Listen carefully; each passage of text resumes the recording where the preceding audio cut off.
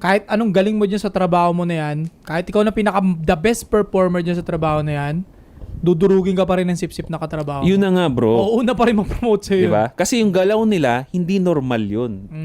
Dun ngayon nagiging isang kung bakit pangit ang maging normal. Dahil yung ugali natin na hindi na natanggal, like pagiging mahiyain. Yung mahiyain, trait ng bata yun eh. Na hindi na improve hindi na develop. Hindi mo na alis. So, hanggang paglaki mo, na-adapt mo na siya. Hanggang sa magkatrabaho ka na, dapat tinatanggal mo yan. Na ginaslight ng sistema na, di gagi, okay lang na ganyan ka, magkubli ka dyan sa closet mo kasi introvert ka. Oo, yun, di ba? Kasi ayaw ng system na mag-perform ka ng sagad mo eh. Kasi baka maging competitor pa kita. Yeah. Totoo. Maisingit ko lang, alam mo kung bakit galit na galit tao sa sip-sip na ka-workmate nila? Kasi alam nilang gumagana yun. Yeah.